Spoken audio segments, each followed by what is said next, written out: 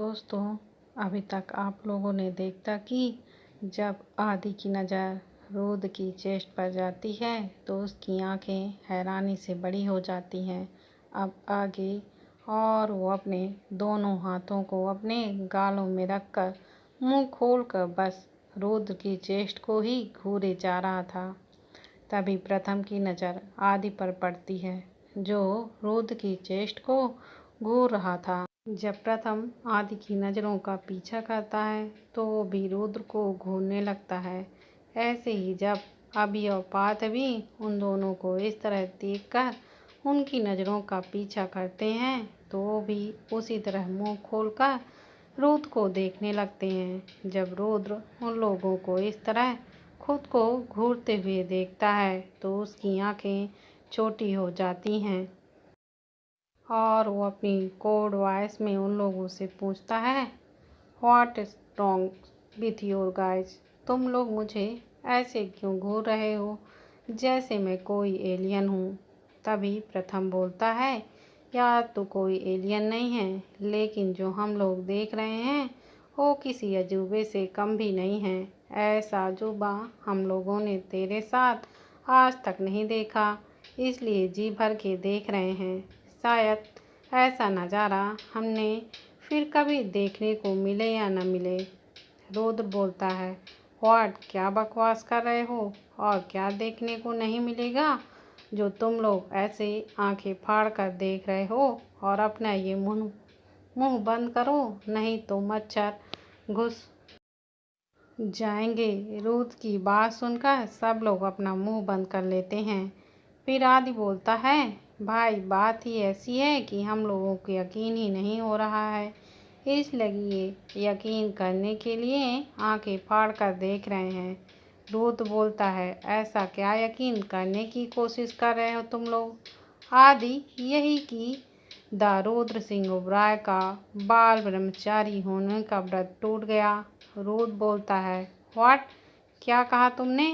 बाल ब्रह्मचारी what ever व्रत टूट गया? क्या लगा रखा है तुमने?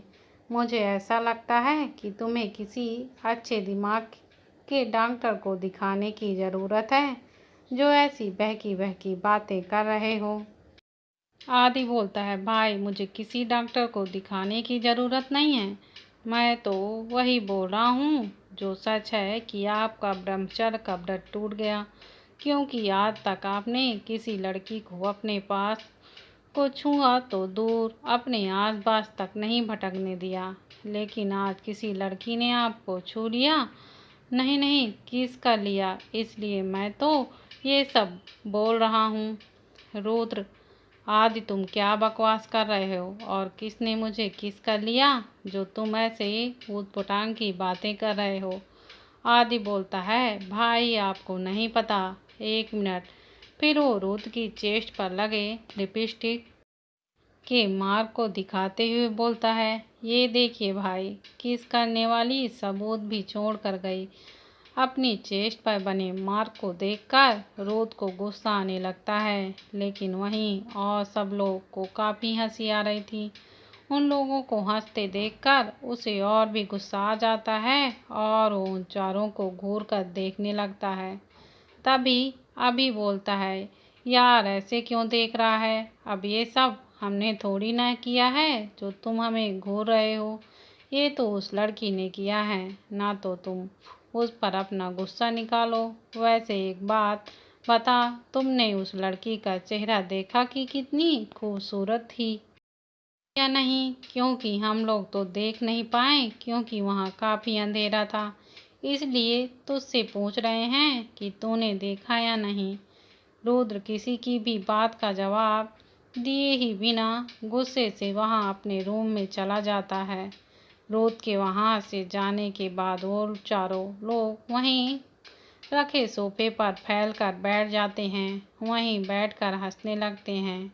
वहीं रुद्र गुस्से में अपने रूम में जाकर मिरर के सामने खड़ा हो जाता है और अपनी चेस्ट पर बने मार्क को देखता है।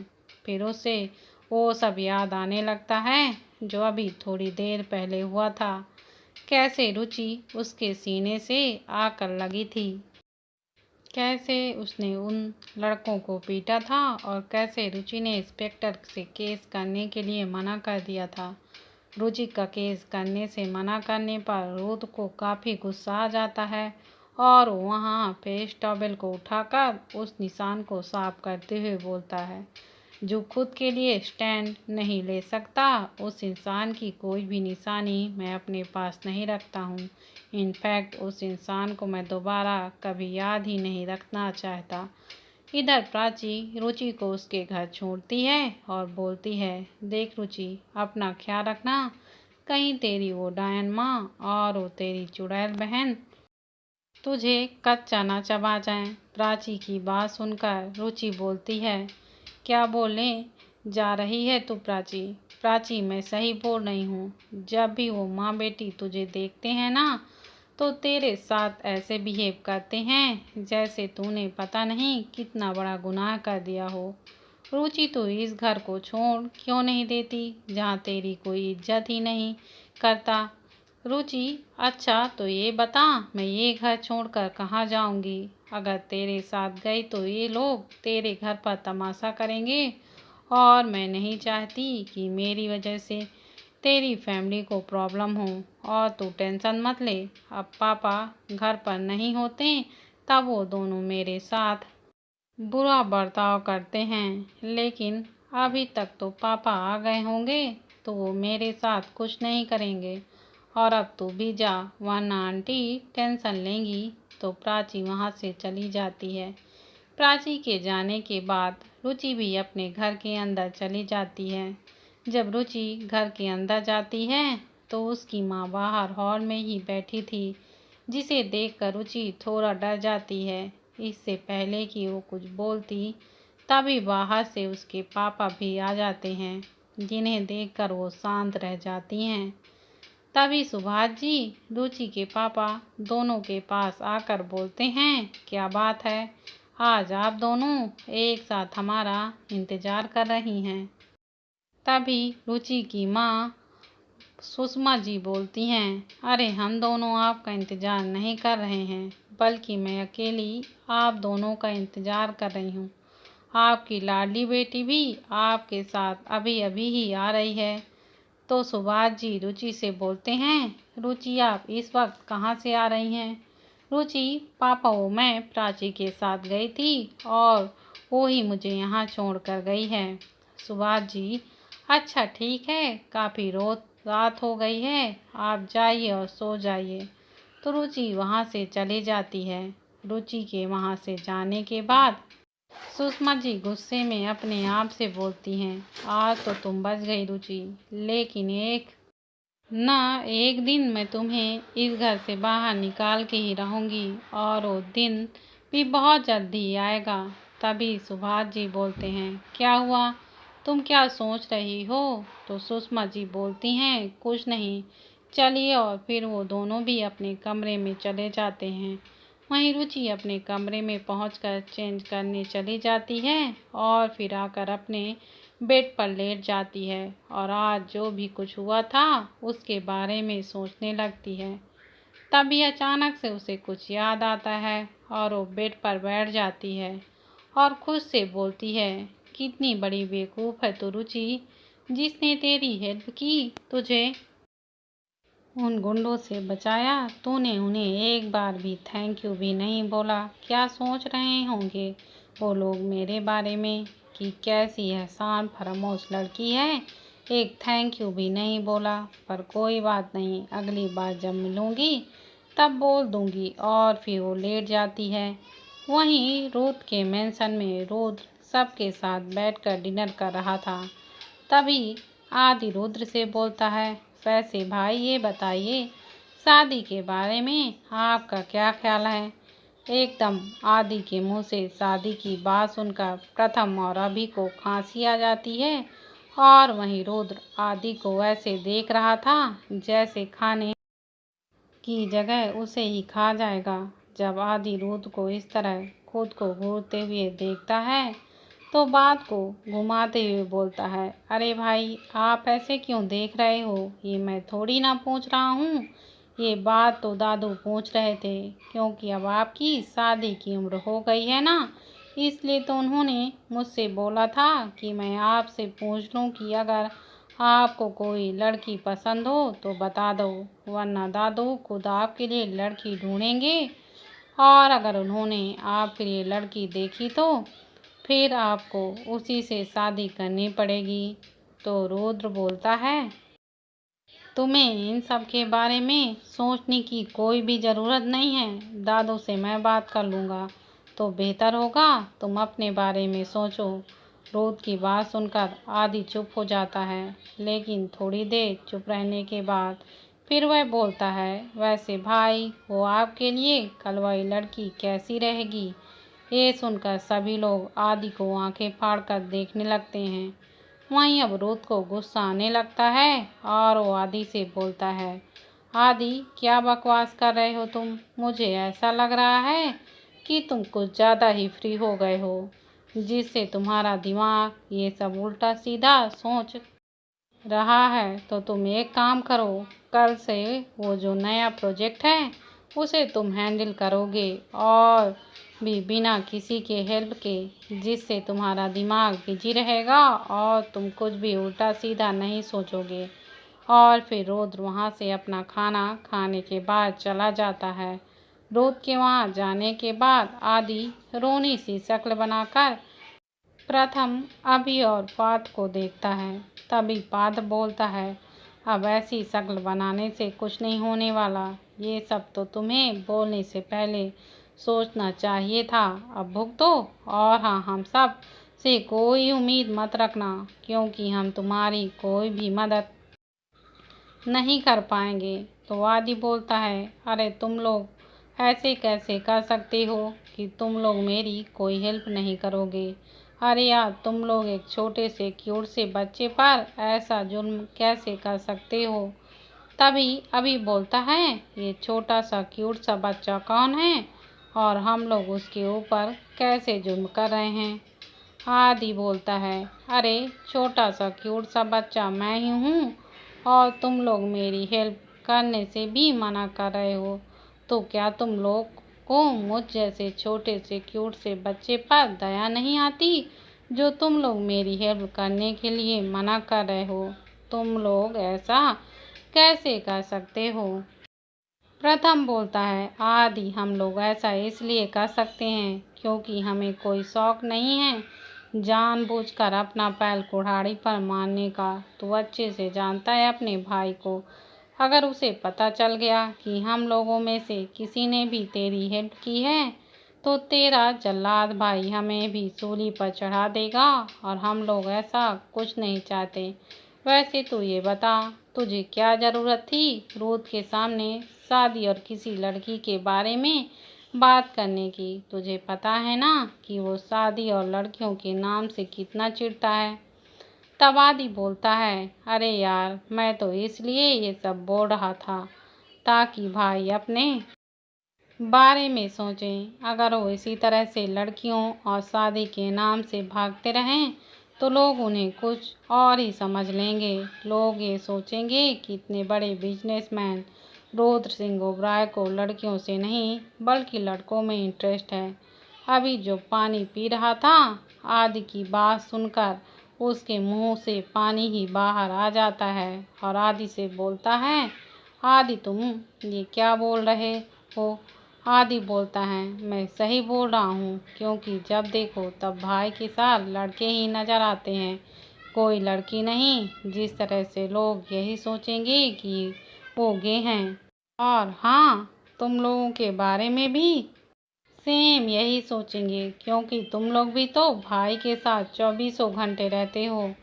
तब प्रथम बोलता है, यार तू सही बोल रहा है, इस बारे में तो हमने कुछ सोचा ही नहीं। अब हमें कुछ ना कुछ तो करना ही पड़ेगा, इससे पहले दुनिया हमारे बारे में कुछ और ही सोचे और कोई लड़की हमारे पास आना तो दूर, देखना भी पसंद ना करे। ये सब बोलते हुए प्रथम इमेजिन करने लगता है।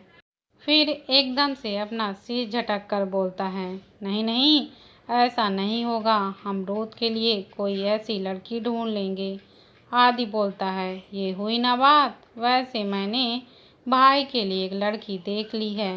तो सब एक्साइटेड होकर पूछते हैं, कौन है वो? तो आदि बोलता है, अरे वही जिसने कल रात भाई को किस किया था। तो प्रथम हैरान होकर बोलता है, आदि तू पागल है क्या? हम उस लड़की को जानते भी नहीं हैं। वो कौन है और कहाँ से आई है, क्या नाम है, और हम उसे ढूंढेंगे कैसे? तो बेहतर होगा कि तू उस लड़की को भूल जा। हम रोज के लिए कोई अच्छी सी लड़की देखेंगे और फिर वो लोग भी वहाँ से अपने अपने रूम में सोने के लिए चले जाते हैं।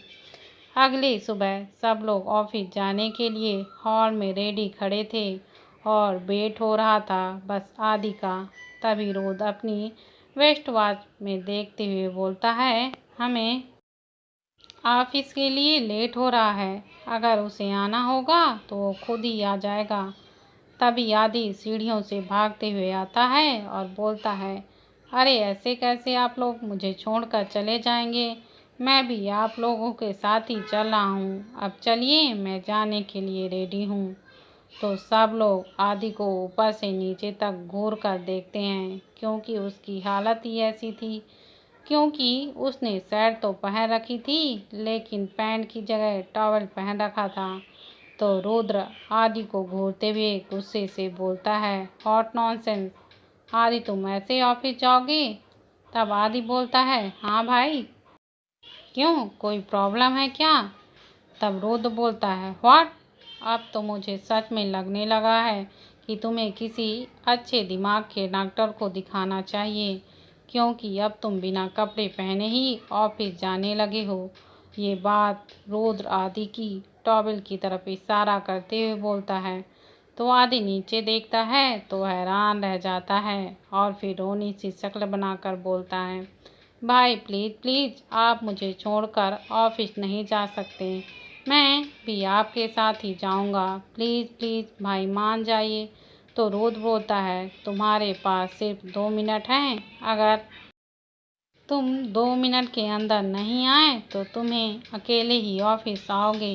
रुद्र की बात सुनकर आदि अपने रूम में भागता है और ठीक 2 मिनट बाद वापस भी आ जाता है और फिर वो लोग ऑफिस के लिए निकल जाते हैं। वहीं रुचि सोकर उठती है तो उसे सुषमा जी के चिल्लाने की आवाज़ आती है। तो उठकर बाहर चली जाती है तो देखती हैं कि सुषमा जी उसे ही उठाने के लिए चिल्लाए जा रही थी। तभी वो सुषमा जी के पास जाकर बोलती है, क्या हुआ माँ? रुचि की आवाज़ सुनकर सुषमा जी उसकी तरफ देखकर बोलती हैं, उठ गई महारानी, हमेशा की तरह आज भी लेट ही उठी हो। सारा काम पड़ा है, अब जल्दी से काम खत्म करो। रुचि, जी माँ, मैं अभी सारा काम कर देती हूँ, यह बोलकर अपना काम करने लग जाती है। तभी कुछ देर बाद एक लड़की अपनी आंखों को मसलते हुए यहाँ आती है।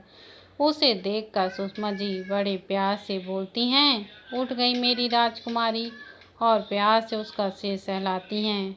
क्योंकि सुषमा जी रीति से बहुत प्यार करती थी, क्योंकि उनकी सगी बेटी थी और रुचि सौतेली, इसलिए वो हमेशा रुचि को ताना मारती और घर का सारा काम करवाती थी। तभी रीति अपनी माँ से बोलती है, माँ मेरी कॉफ़ी। तो सुषमा जी बोलती हैं, तू रुक बेटा, अभी मंगवाती हूँ।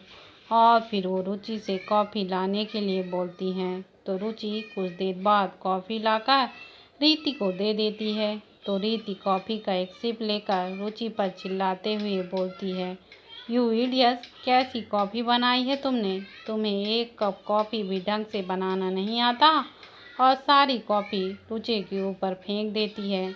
लेकिन सही समय पर रुचि पीछे हट जाती है तो कॉफ़ी उसके फेस पर नहीं गिरती, लेकिन उसके हाथ पर गिर गई थी, जिससे उसका हाथ जल जाता है और वो दर्द से तड़प उठती है, क्योंकि कॉफ़ी काफ़ी गर्म थी। और फिर रुचि वहाँ से जल्दी से अपने रूम की तरफ भागती है। रुचि अपने रूम में पहुंचकर सीधे वॉशरूम में जाती है और पहुंचकर वो अपना हाथ ठंडे पानी से धोती है और रूम में जाकर फर्स्ट एड बॉक्स से दवाई निकाल कर लगाने लगती है। रुचि जब अपने हाथ पर दवाई लगा रही थी तब उसे काफ़ी दर्द हो रहा था, जिस वजह से उसकी आंखों में आंसू आ जाते हैं और फिर उसे अपनी माँ की याद आ जाती है और काफ़ी जोर जोर से रोने लगती है और फिर रोते हुए बोलती है, क्यों क्यों माँ, क्यों आप मुझे छोड़कर चली गई? मुझे आपकी बहुत याद आती है माँ। क्यों सुषमा माँ मुझे रीति की तरह प्यार नहीं कर सकती? क्यों वो हमेशा मुझे ताना मारती रहती हैं? और फिर रोते रोते उसकी आंख लग जाती है। इधर रुद्र के ऑफिस में सारे एम्प्लॉयज एक साथ खड़े थे और रुद्र उसके सामने एक चेयर पर किसी राजा के तरह बैठा था और उसके सामने एक लड़का खड़ा था। उस लड़के को देखकर रुद्र बोलता है, अच्छा हुआ कपिल, तुमने अपना गुनाह खुद कबूल कर लिया। मुझे ज़्यादा मेहनत नहीं करनी पड़ी, लेकिन तुमने जो गुनाह किया है उसके लिए तुम्हें ऐसी सज़ा मिलेगी कि तुम अपने आप को कोसोगे कि तुमने ये गुनाह किया ही क्यों।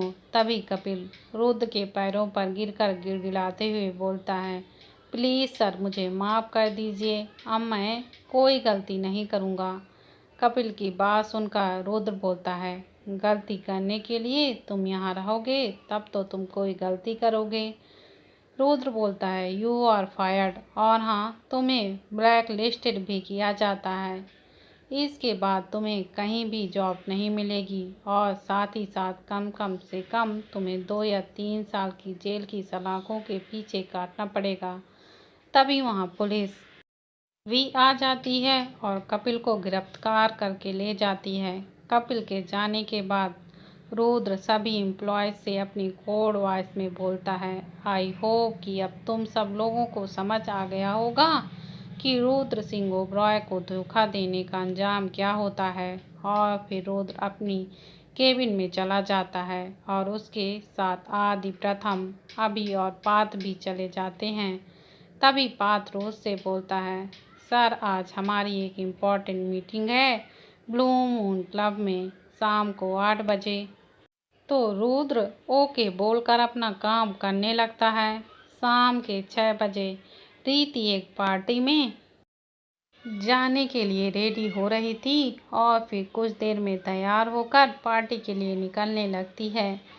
तभी सुभाष जी भी ऑफिस से आ जाते हैं और रीति को शाम को घर से बाहर जाते देखते हैं और वो ऐसे कपड़ों में जो काफ़ी छोटे थे। तो सुभाष जी पूछते हैं, कहाँ जा रही हो तुम, वो भी ऐसे कपड़ों में। तो रीति बोलती है, पापा वो मैं अपनी एक दोस्त से मिलने जा रही हूँ।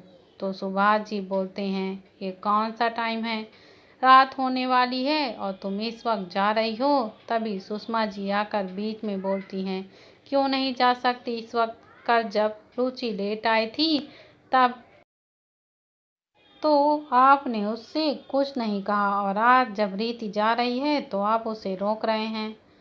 तो सुभाष जी बोलते हैं, रुचि की बात अलग है, वो समझदार है, मुझे उस पर पूरा भरोसा है, वो कुछ भी गलत नहीं करेगी। रीति तो इसका मतलब पापा आप तो मुझ पर भरोसा नहीं है। तब सुभाष जी बोलते हैं, मुझे तुम पर भी भरोसा था रीति, लेकिन भूलो मत तुमने मेरा भरोसा तोड़ दिया था और अब मैं तुम पर दोबारा कभी भरोसा नहीं कर पाऊंगा, इसलिए तुम कहीं नहीं जा रही हो। तब रीति बोलती है, पापा लेकिन मुझे एक इम्पॉर्टेंट काम है, प्लीज़ मुझे जाने दीजिए, मैं जल्द ही घर वापस आ जाऊंगी। तब सुभाष जी बोलते हैं, ठीक है, अगर तुम्हें बाहर जाना है तो तुम अकेले नहीं जाओगी बल्कि रुचि को अपने साथ लेकर जाओगी। तब रीति बोलती है, पापा मैं उसे अपने साथ क्यों लेकर जाऊंगी। तब सुभाष जी बोलते हैं, मैंने कह दिया ना कि रुचि तुम्हारे साथ जाएगी तो जाएगी, अगर तुमने उसे नहीं ले जाना चाहती हो तो तुम भी कहीं नहीं जाओगी। तो बस अब रीति के पास सुभाष जी की बात मानने के अलावा और कोई दूसरा रास्ता नहीं था, इसलिए वो रुचि को अपने साथ ले जाने के लिए हाँ बोल देती है। तो सुभाष जी रुचि को अपने पास बुलाते हैं और उससे बोलते हैं, रुचि, तुम जाकर रेडी हो जाओ, तुम्हें रीति के साथ जाना है। वो अपनी फ्रेंड से मिलने जा रही है और मैं चाहता हूँ कि तुम भी उसके साथ जाओ, तो जाकर रेडी हो जाओ। तो रुचि सुभाष जी की बात मानकर रेडी होने चली जाती है। रुचि के जाने के बाद रीति अपने मन में बोलती है, बहुत शौक है ना रुचि तुम्हें मेरे साथ जाने का। आज मैं तुम्हारे साथ वो करूँगी जो तुमने सपने में भी नहीं सोचा होगा।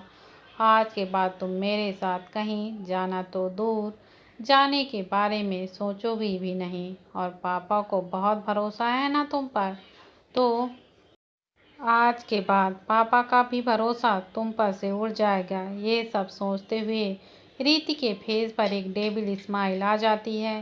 तभी रुचि रेडी होकर आती है और फिर वो और रीति घर से निकल जाती हैं। वहीं दूसरी तरफ रुद्र के ऑफिस में रुद्र अपने केबिन में बैठकर कुछ काम कर रहा था। तभी आदि उसके केबिन में आता है और बोलता है, भाई आप अभी तक लैपटॉप पर ही घुसे हो, हमें मीटिंग के लिए लेट हो रहा है, क्या आपको जाना नहीं है?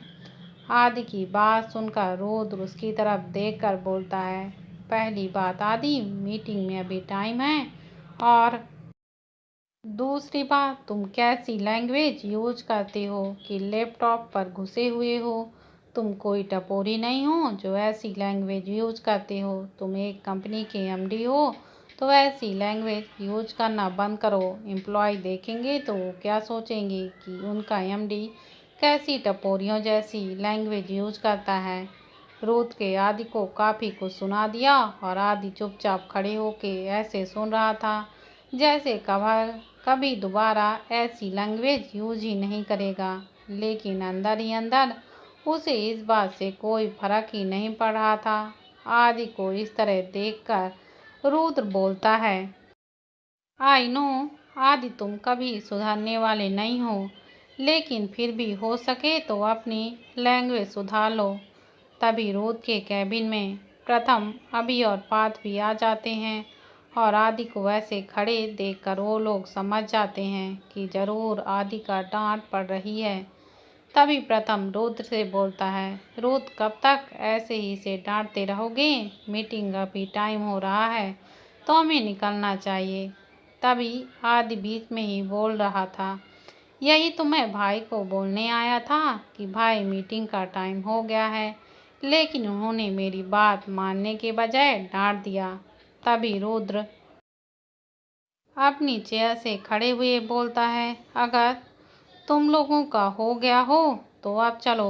रुद्र ने इतना ही कहा था कि तभी आदि जल्दी से रुद्र की केबिन से भागते हुए बोलता है, हाँ हाँ आप लोग आ जाइए, मैं आप लोगों का गाड़ी में वेट कर रहा हूँ। और फिर वो वहाँ से ऐसे भागता है जैसे उसकी ट्रेन छूट रही हो। आदि को ऐसे भागते हुए देखकर अभी बोलता है, इसे क्या हुआ? ये तो ऐसे भाग रहा है जैसे किसी मीटिंग में नहीं पार्टी में जा रहा हो।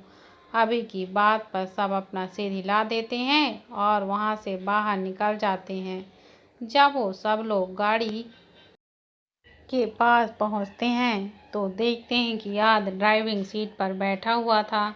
तो प्रथम पूछता है, तुम ड्राइविंग सीट पर क्या कर रहे हो? तो आदि बोलता है, क्योंकि आज मैं ड्राइव करूँगा। आदि की बात सुनकर अभी बोलता है, आदि हमें मीटिंग में पहुँचना है, हॉस्पिटल नहीं, तो चुपचाप वहाँ से हट जाओ।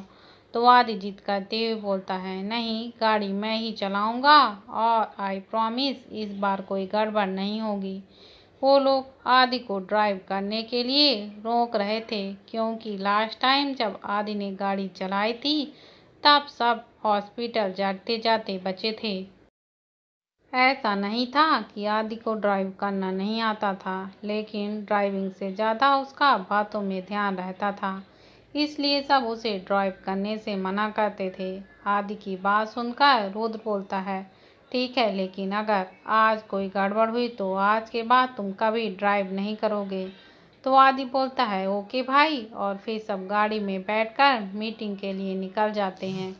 वहीं जब रीति रुचि के साथ एक क्लब में पहुंचती है तो रुचि रीति से पूछती है, रीति तुम यहाँ क्यों आई हो? तुम तो अपनी फ्रेंड से मिलने जाने वाली थी।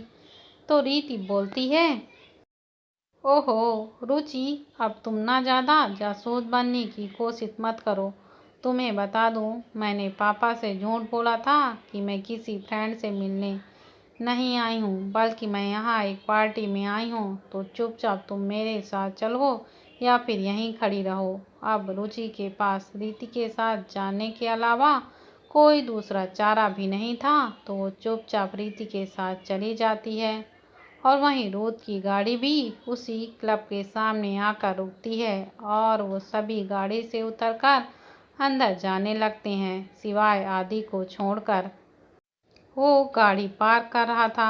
आदि गाड़ी पार्क कर लेता है कि तभी उसका फ़ोन रिंग करने लगता है, तो वो फ़ोन को पिकअप करके बात करने लगता है और इसी चक्कर में वो गाड़ी को लॉक करना भूल गया था और इसी तरह बात करते हुए अंदर चला जाता है। दोस्तों, अगर आपको मेरी कहानी पसंद आती है तो प्लीज़ मेरे चैनल को ज़्यादा से ज़्यादा शेयर करें, सब्सक्राइब करें, लाइक करें और कमेंट करके ज़रूर बताएं कि यह कहानी आपको कैसी लगती है।